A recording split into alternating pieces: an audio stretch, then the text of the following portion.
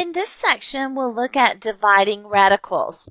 We've seen this rule before to help us simplify. If you have the square root of a fraction, you can break it apart. Put the radical with the numerator and the radical with the denominator.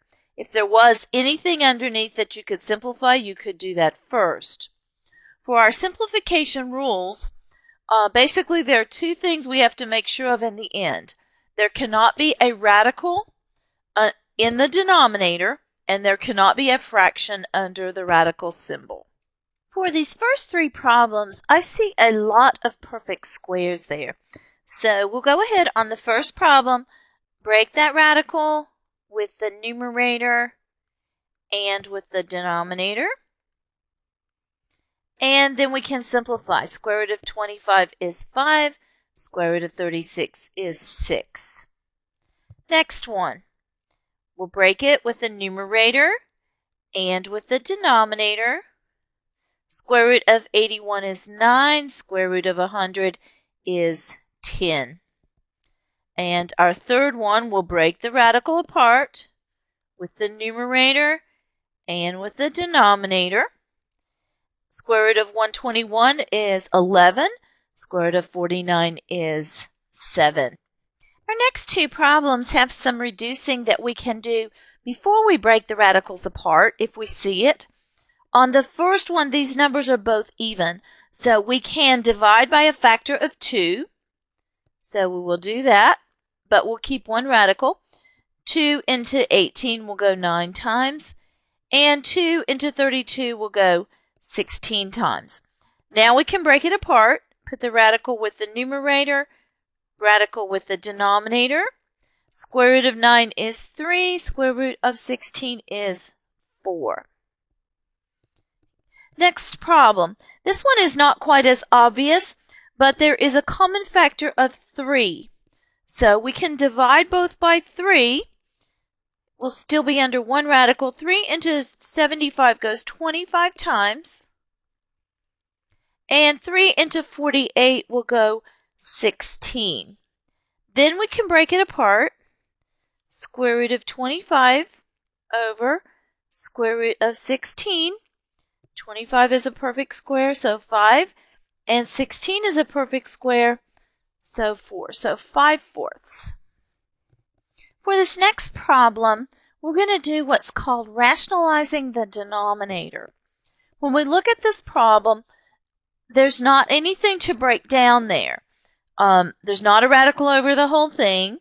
There's nothing to break down with 3. There's nothing to break down with square root of 2. The problem is you're not allowed to leave a radical in a denominator. So we're going to multiply the denominator by something which would give us a perfect square. And then that will take the radical off. So if we choose square root of 2, because square root of 2 times square root of 2 will take the radical off. Whatever you do to the denominator, do the same to the numerator. That way you're really multiplying by a form of 1, which is always okay to do. Right? And we did this in order to get the radical off the denominator. So that will simplify just to a 2. On the numerator, the 3 is on the outside, so it's going to stay on the outside. And this is now in simplified form. For our next problem, square root of 5 over square root of 3. We also need to rationalize the denominator. The trouble is here. You can't leave a radical in the denominator. So we would like to get a perfect square there.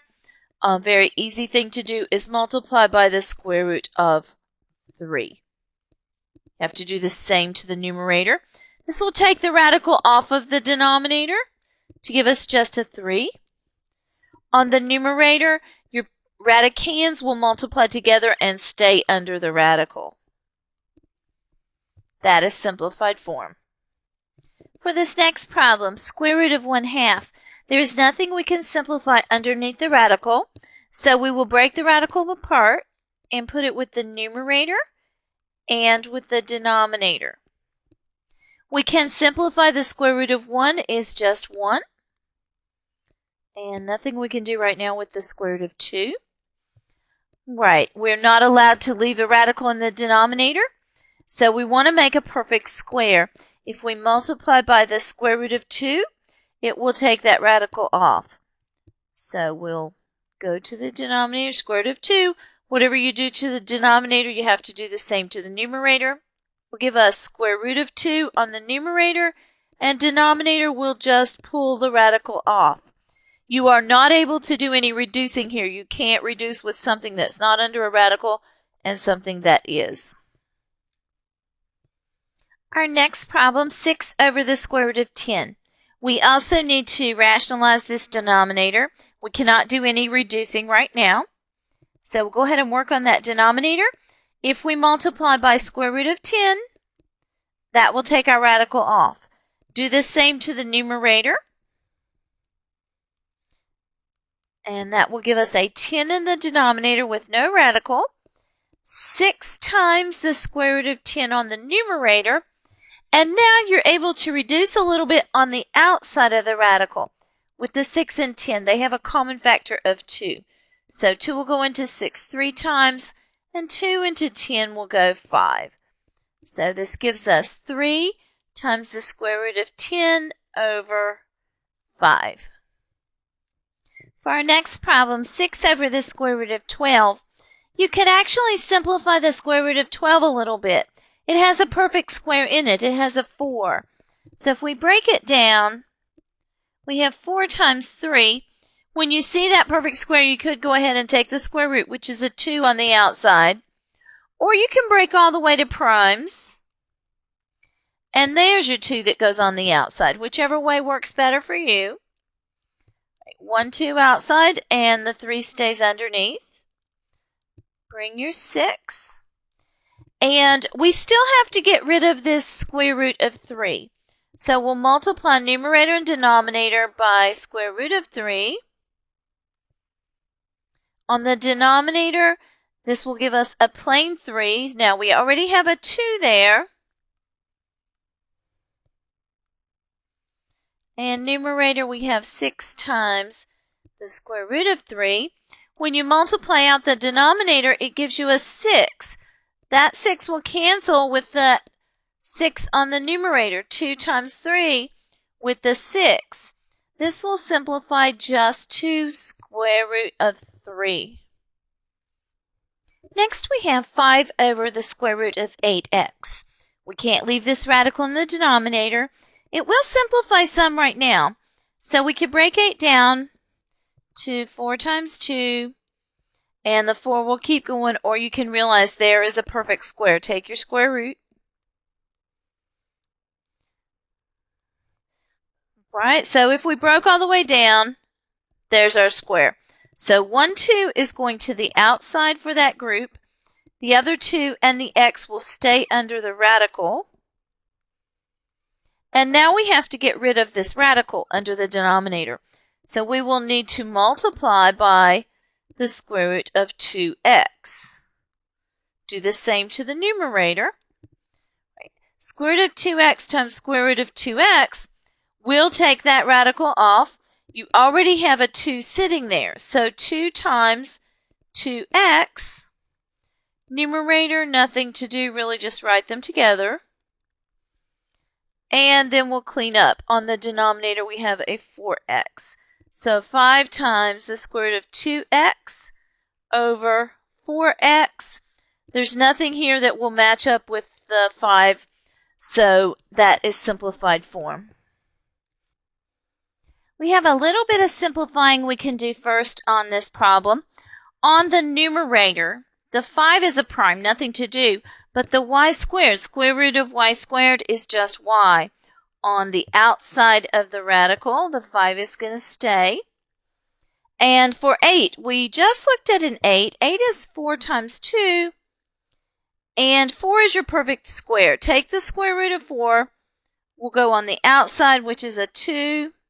This 2 is left.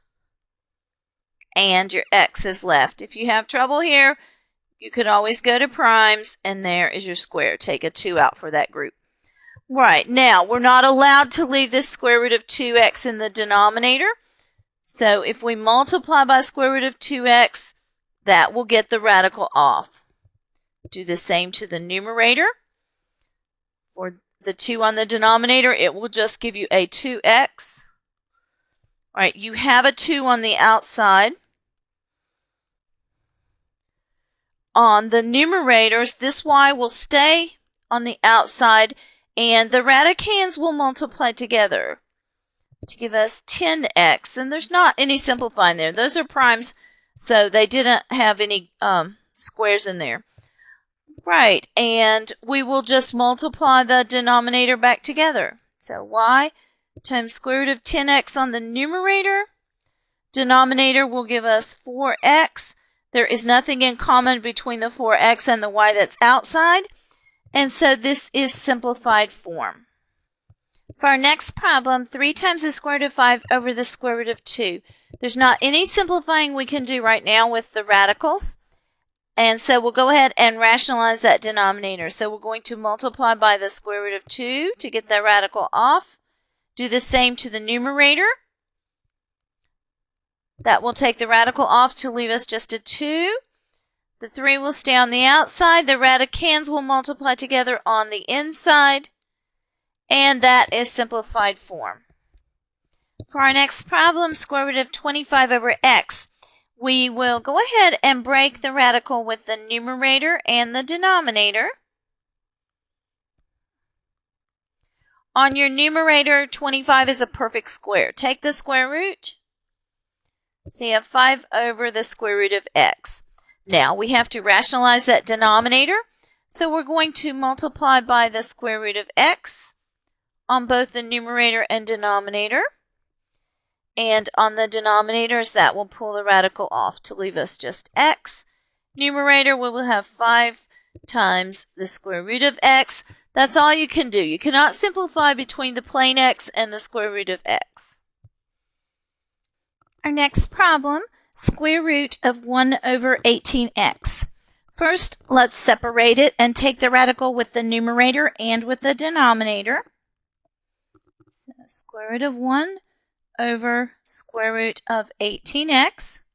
Simplify what we can. Square root of 1 is 1. Square root of 18x. 18, we have a 9 times 2 in there.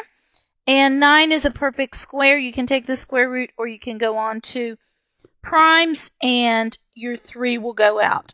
So 3 is going to the outside. It's leaving a 2 and an x underneath the radical. Now we have to rationalize the denominator. We cannot leave this radical in the denominator.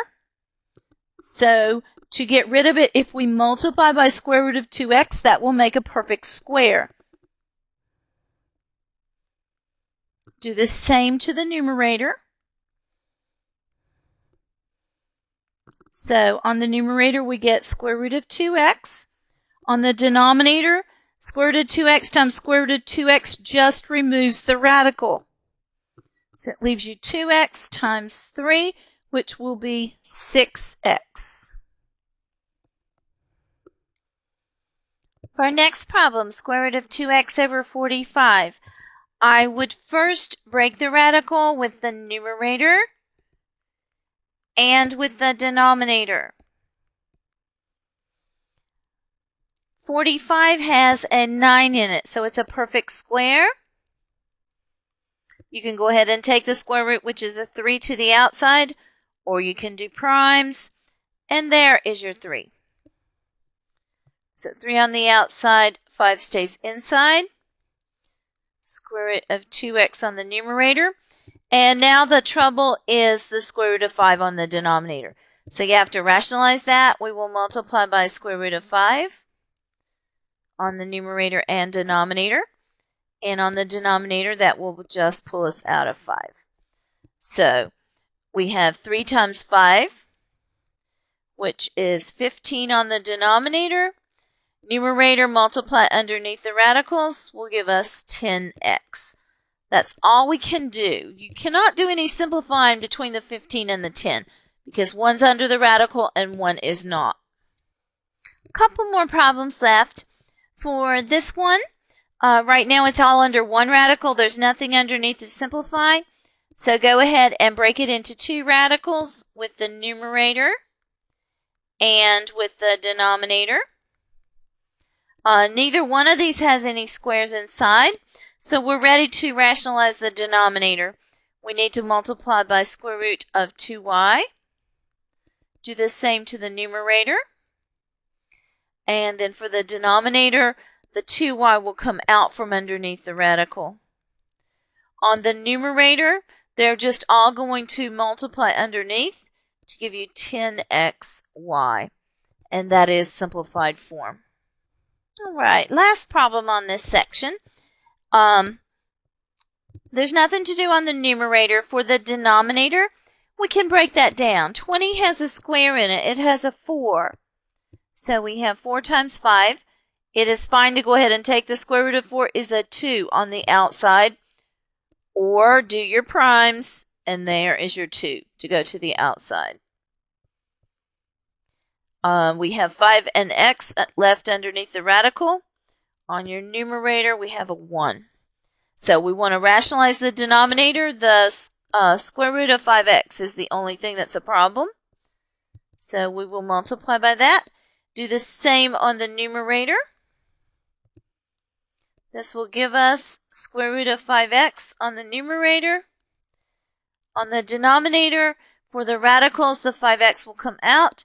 It will multiply by the 2 to give us 10x. We cannot simplify here because part is under the radical and the other part is not. So this is simplified form.